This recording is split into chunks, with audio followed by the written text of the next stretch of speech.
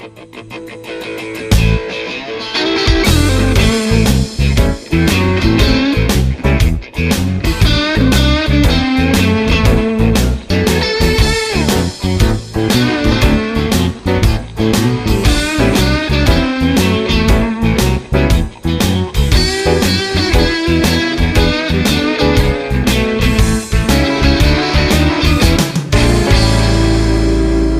you so much for joining us today on Coffee With. As you can see, we're still not back at the coffee shop.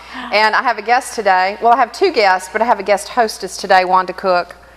Everybody knows you. Oh, I don't know about that. Well, they probably get tired of seeing our quilting pictures on Facebook. So, last week we interviewed Dr. Howard Hooper with the Florida Baptist Children's Home about the malnutrition center in Guatemala, and Dr. Hooper is actually in Guatemala right now at the Children's Center. And if you're hearing a baby, that's because he actually we're getting ready to see Dr. Hooper, and he's down there, and we're going to see some of the kids. And so I asked Wanda to join me today to talk to Dr. Hooper because she's been such an integral part of the whole Blankies for Guatemala thing. So thank you for being here today. You're welcome. I really didn't even ask you. I just said, hey, be here at 2 and I'll tell you what's going to happen. That's and right. You always go along with my harebrained I know. scheme. As long as my picture's not being taken, I'm fine. Well, you're not. We're only recording you. That's right. The camera's just going to be on Howard. So, hey, Howard. Hi, guys. How are you? And who is this you have with you? I have little Charlene. Hola, Charlene. Hey, hola. Hola. Hey. She's a happy girl. You told us it was nap time. Did you go wake up a baby, Howard? Oh, don't tell anybody. Wake up, see my friend Robyn, I told her. So tell us what's going on. You're in Guatemala at the Malnutrition Center. Tell us what's happening down there this week. Yes, we've got a great team down here this week of 20 people, and we're loving on some babies. We have a team actually from some folks from Florida, from South Carolina, and from Georgia with us this week. And that's what we do when we're down here. We literally love on babies. We take care of these beautiful little babies. There are 75 of them here. And so we help with the daily care of them, whether it's feeding them, bathing them, dressing them, playing games with them, entertaining them, and they're entertaining us. So we keep busy all day long with these babies. Now, I know that sadly, within the last few days, y'all had 2 babies that actually became quite ill. And of course, we never want to hear about that, but we do know that these children are severely malnourished. So tell us what happened with these 2 children and what's going on with them at this point. Yes, actually where we are in Guatemala, we're at 6,000 feet elevation, so it gets very cool at night, Robyn. And so we have a lot of problems with the children getting upper respiratory problems. And so these 2 actually were diagnosed with that upper respiratory problem, and so we send them to Guatemala City. That's the closest place where we can get some good help at the hospital with our pediatricians. And so we have sent those 2 in, and we've gotten word back today that they are doing well. They're being treated, and hopefully in the next couple of days they'll be coming back with us. That's great news. We're so happy to hear that. Now, tell us a little bit about the team that you have that actually works at the Malnutrition Center. Now, I happen to know that you just celebrated a birthday, and you celebrated while you were down there, and they had a party for you, and I saw a bunch of pictures you put on Facebook, and so I got to see some of the staff members. But I don't really quite understand what everybody's role is. And, now I'm starting to see pictures of these people, and I'm getting curious about them just like I am about the children. I'm nosy. Okay, you can call it curious, but I'm nosy. Yes. Well, actually, we have a great staff. We have 32 people that are on staff. 12 of those are nannies, and the nannies are the ones who actually take care of the children. They are with them 12 hours a day. We have 2 shifts of nannies, so they work 12 hours a day, 6 days a week, actually. And they're their mamas. They become their mamas when the children are here. Then we have a support staff, of course. The hub of the center is food, and so we have a great kitchen staff, and they prepare 3 meals a day. So there are 5 ladies on the kitchen staff. And then if you think about it, oops, I think she turned off the camera. Yes, she did. We lost you. There you are. There you go. Hola, Charlene. We also have the staff that has to do the laundry. When you think of 75 children, you know, you have all those that you have to take care of.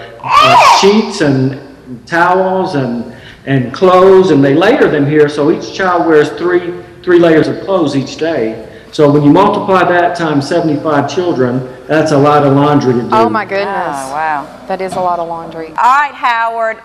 Do you have a blankets with you that you can show us that we've sent down there? I do. I have several of your blankets, the beautiful blankets that you sent. I've got this nice warm blanket here that you can see. Oh. Is that one green? Is that one green on the back? Yes, it's green, nice and warm, fleece on the back. So it gets very cold down here. We're at 6,000 feet elevation, so they need blankets every night. Either Sharon Causey or Janet Gillespie made that one. Really? I don't remember. It's hard. We've gotten so many now. It's hard for me to know who made who. But one of those ladies made that one. It's a pretty one. Here's a pretty purple one. Oh, yeah. Can you see that one? Oh, that's the... I think my mom made that one. I think Margot made that one. Hey, they had pretty purple inside. Yeah, my mom made that one. Yeah. Howard's boss is calling him while we're interviewing him, and we told him to go answer, but we apparently have taken priority. You have work for me if I get fired for not answering the phone. Let's see what's the... I think this is the one you made, Wanda. Green Yes, one, Wanda made that one. the blue inside. Yep, That's pretty. You did that one. They're all beautiful. One more. We were excited. Oh, look at that pretty one. Yeah. Hearts and yellow on the I inside. did that one too. Wanda did that one. That's the Wanda. St. Jude's fabric. Yeah, I did that one.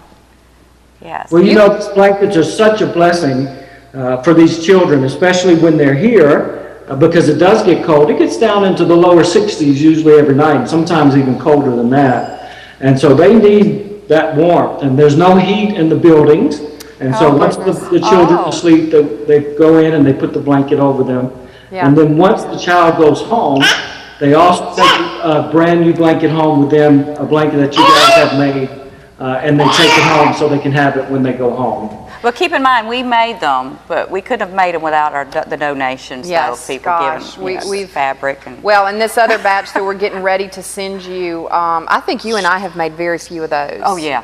This one lady, I had been out of my office for a few days, Howard, and I saw Wanda the other night, and we were talking about getting everything ready to send to you, and I said, well, I need to get back to the office. I bet there's 2 or 3 that people have dropped off. And I got to my office the other day, Oh, my God. and I walked in, and there were 45 blankets sitting in my office that had been delivered while I was out for 2 days. Oh. One That's lady, awesome. one lady made 32 of them, and neither one of us even know her. She saw it on Facebook and just wanted to do it, and I mean, they're like, you know, they've been quilted and they've had a binding put on them, and I mean, everybody has been so generous and so excited to be able to do this for y'all. And that's wonderful because, you know, we have lots of people who, yes, come on the team and they're able to see the children in person and love on the children, but most people can't come to Guatemala. So it's being part of the ministry, even though you can't come, you have a part in this ministry in helping these children. You know, that warm blanket that they receive is just huge. It really is. Most of these families can't even afford to buy a blanket, so they wouldn't have a blanket at home. So And this is such... I saw one of the babies have a sock baby with them the other day with a picture of the sock baby. Or We've got some doll. more, we've got some Dolly. We've got some more of those coming to you along with some other cute stuff. So. Yeah, those are great too, because that's a little toy that they can have, because when they're here at the center and when they go home, most of them don't have any toys. They don't have anything that they can call their own. And so they get the little sock baby, and as you saw, the little girl was hugging up to it in the picture I posted. So that's a sweet thing as well to give these children. And thank you for the pictures. I mean, we love seeing them.